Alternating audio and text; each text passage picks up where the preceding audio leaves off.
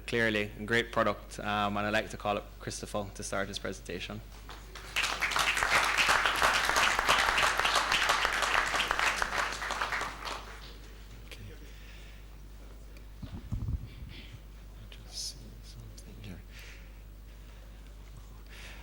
Thank you, Mark. Ladies and gentlemen, I know you've been sitting for a while. I don't know if anybody wants to stretch their legs, but we do have a thing at Spanish Court which we call timeout. We allow any staff member to take a 3-hour block of time anytime during the year. It can be done up to 3 times a year because we know that things happen. They have personal business to attend to, and if your mind is not focused, like if your legs are really tired and you've been sitting for long, you're probably not going to listen to me as attentively. So we give that time out so people can get a breather where they need to. And I think Mark had invited me here to probably tell you a little bit about that Spanish Court experience, because it was an example of a business that started 3 years ago, and as he mentioned, thankfully we've enjoyed a fair amount of success, and it has been gratifying to hear. So I'm going to tell you a little bit about it as I interject some of the challenges we have seen in doing business in Jamaica. Well, firstly, between some of the presentations you've heard already, starting with Damien, and I don't know if you're a little sort of confused or depressed, I'm not sure what the right word is, but then we heard, is it Carol? Dawn over here from the 51% group, who was quite encouraged by Minister Hilton's talk about the hub. So that made me want to say, well, which story do I believe? Which is one of the first things I'd like to tell you, is that I believe you need to be schizophrenic or bipolar to do business in Jamaica.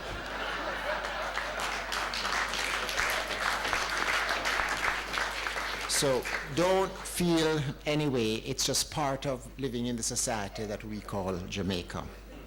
So how are we doing? I'd like to just put up a quick slide as some figures from the International Finance Corporation, a study done in June 2012. They looked at 185 countries, and they ranked them in terms of ease of doing business. Jamaica was 90, starting a business 21, dealing with construction permits 50, getting electricity, registering property 105, protecting investors 82, paying taxes 163. That wasn't the difficulty of paying taxes, but more to the ease of paying taxes. Trading across borders 106, enforcing contracts 129, and resolving insolvency 32. So for the most part, you know already what these figures are telling you. Jamaica is a challenging place to do business. Go to the next. All right.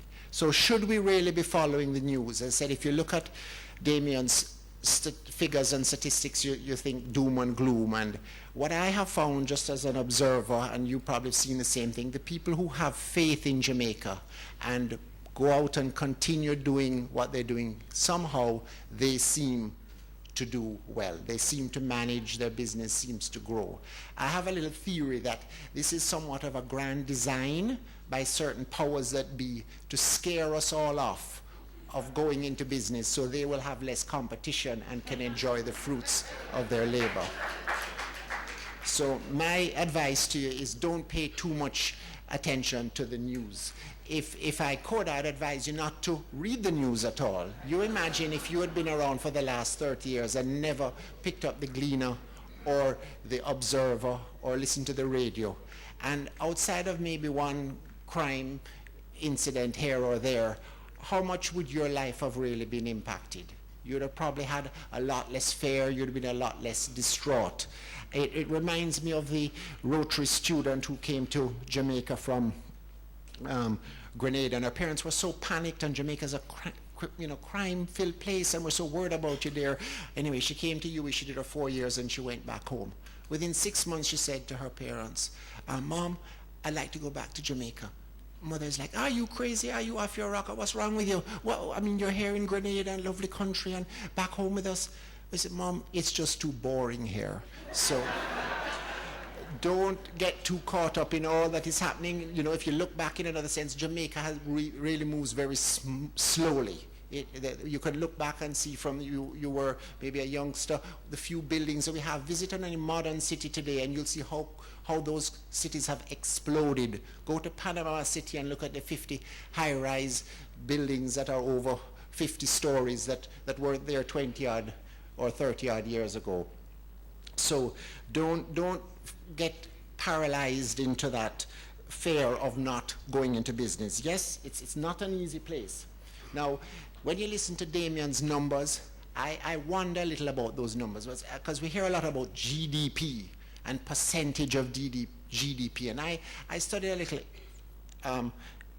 economics, and I remember that story about the three people who were stranded on the island with a can, and one was an engineer, one was a sort of lawyer, and one was a economist, and they were trying to figure out how to open this one can of food before they all starved. The scientist was coming up with something with the sun, and we put it in the right direction, it will heat the soda and open the can. And the lawyer was coming up with something, if we could get a contract to get someone to open it.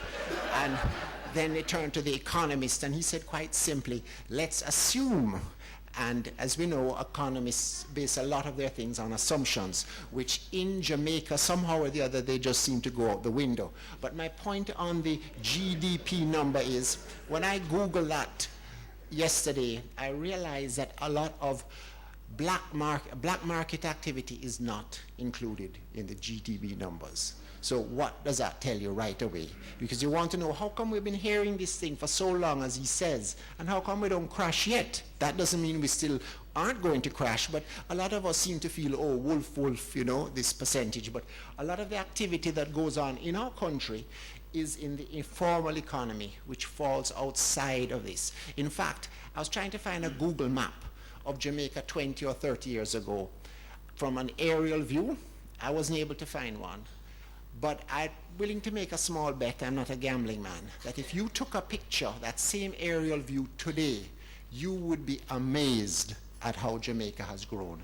The number of buildings, the number of cars, the number of homes all over. So I believe that our economy is growing, which is good for you if you're thinking of doing business in Jamaica, because at least you need to know there are people out there who want to buy your goods and services. Is it a challenging place? Yes. We have a great bureaucracy. Government bureaucracy. One of the good things was when I was doing Spanish court, most people thought I was crazy, so I didn't have any problems getting my approvals. Yes, I had to grease a little palm, but then say, boy, if that idiot want to go build a hotel there, turn a shopping center into a hotel, and we don't know where I'm going to find guests and losing money, make him go on. So, but what I've since found is that if they think you're going to make something out of the project, then won't get them little piece, and you find you get more stumbling blocks that way. But again, that is Jamaica. I remember just before I opened, I had, you know, you have to work with people, and I'll touch on this in a minute, but you work with the bureaucracy. So I said, well, health department, and to approve the design. I said, why don't I talk to the man and say, we couldn't do a little design on the side, give him a little money as a consultant. That way him don't have to change up all my thing. I build what he wants and I gone clear. So I said, yes, you'll be my consultant, and give him a little something to do up the design. But just about before we're ready to open now, him get reassigned. So the next person that took over, she have a completely different idea of what to do. So we at this point now had built a garbage skip and put it in a certain area. We had all of the doors, one must swing in, one must swing out, or whatever. So when she came along, she decided to change everything. So skip, what you have skip for? No, you need a garbage house. You don't need a skip. So we had to return the skip, which we had already paid for the people to get back, build up a garbage house. This door, no, why the swing in, it must swing out. So we change all the doors or whatever. But shortly before we were to open, we were visited by another government group. Well, you know, in Jamaica, when man said government, you don't ask no question, you can't rough them up, you have to greet them nicely, come in, please have a drink of water, can I get you, and all that. So they said, well, we're here to take a tour of your kitchen and so forth. I said, sure, I don't even know what department they were from or whatever, but I don't want to seem unreasonable or ask too much question. So they say, okay, first thing them do, bust the door. Why this door swing open? I said, Lord have mercy. the door used to swing out. I can't remember if it was out or in or what, but I know it was out, and then the next person came and said, I must swing in. No, it must swing out. So, all right. So I said, where is your garbage? Skip. And I said, skip. Well, we did have a skip, but the other person came and told us we must have a garbage house, so we changed it back. No, you need a skip. Well, at that point, you think you're the story where the straw is about to break the camel's back. Thankfully, we never heard or saw them again, and to this day we left it where it was and have been going on. But those are some of the challenges you face here. Is Jamaica a taxing place? Yes, it is a taxing place. Well, we have a lot of formal taxes, but sometimes what really gets us, and this is why you need to keep a sense of humor, is the informal taxes. We have back to school tax, 9-night tax, right? Now, there are some companies that actually, well,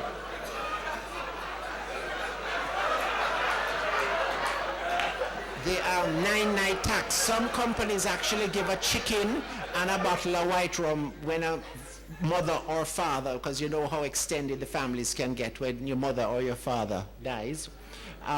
Well, the one that I find which is quite often is the never-ending amount of raffle tickets, barbecue, this and that. And why I call some of these a personal fundraising tax is because you don't really know if that money is actually going to go back to the school or the barbecue, and you wonder if the people are just going to pocket the money.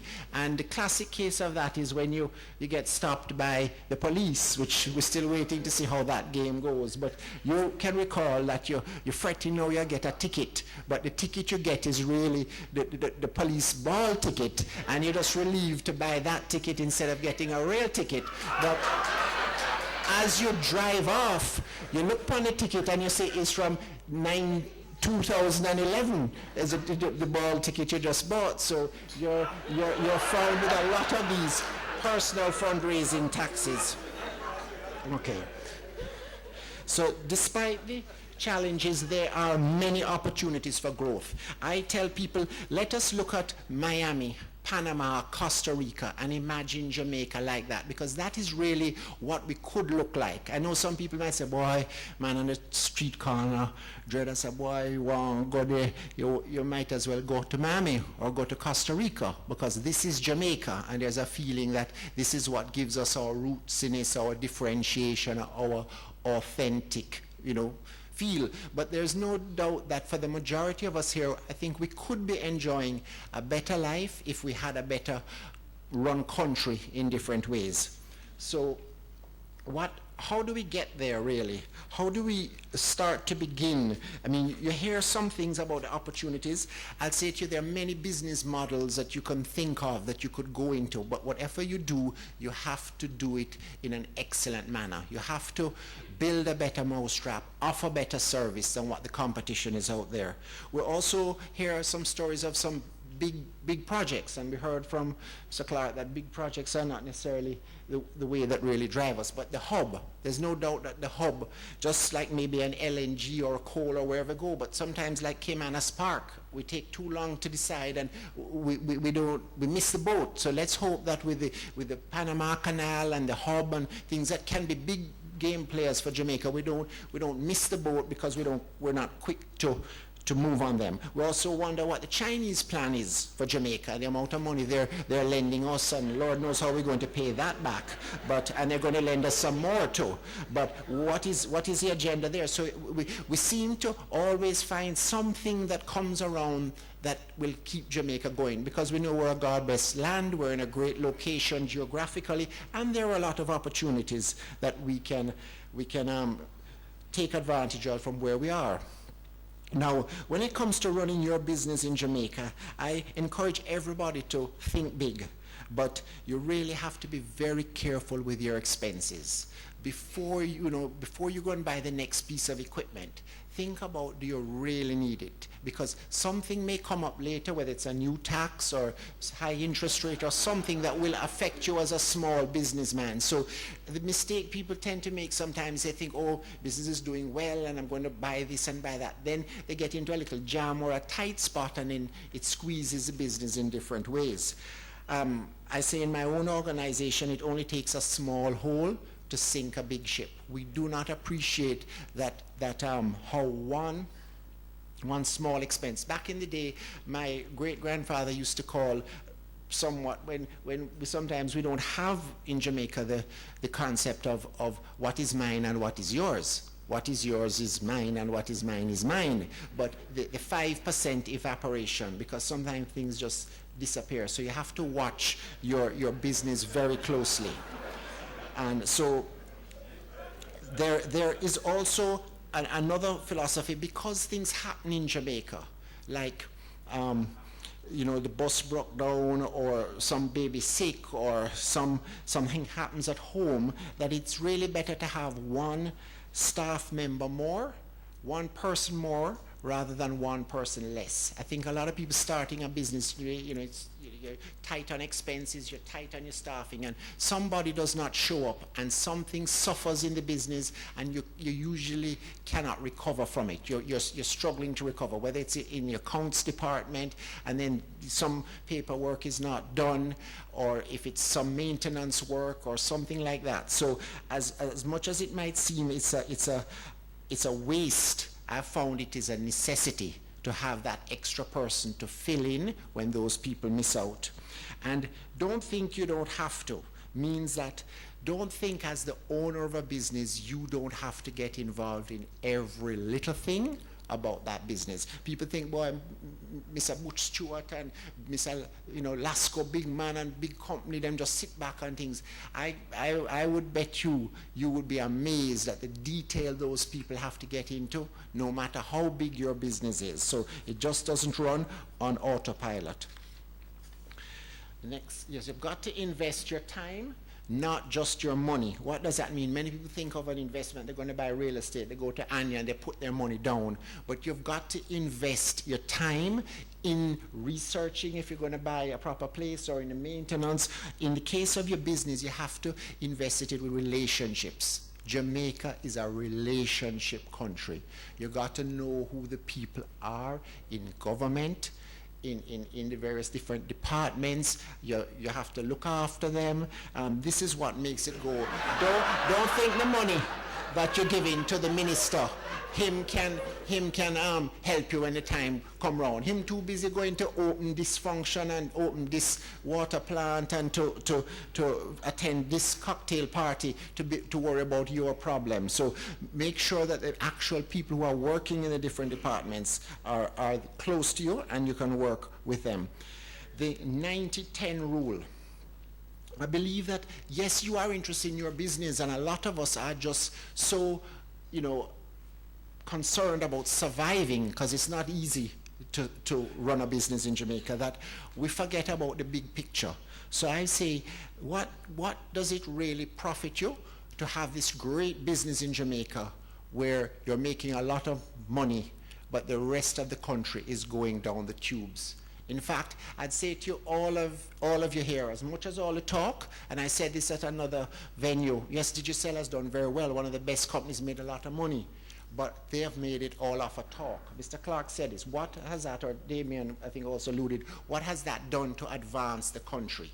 I said, we're here talking too. I hope one day we're not going to say, R.I.P., rest in peace, Jamaica, land of talk. We'll still be talking about it. So what is a 90-10 rule?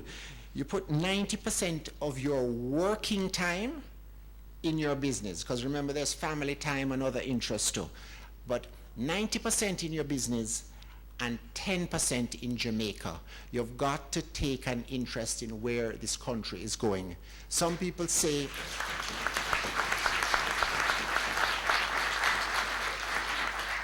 that some people enter politics for the wrong reasons. I'm not here to pass judgment on anybody, but some have also said that politics is too important to be left to the politicians.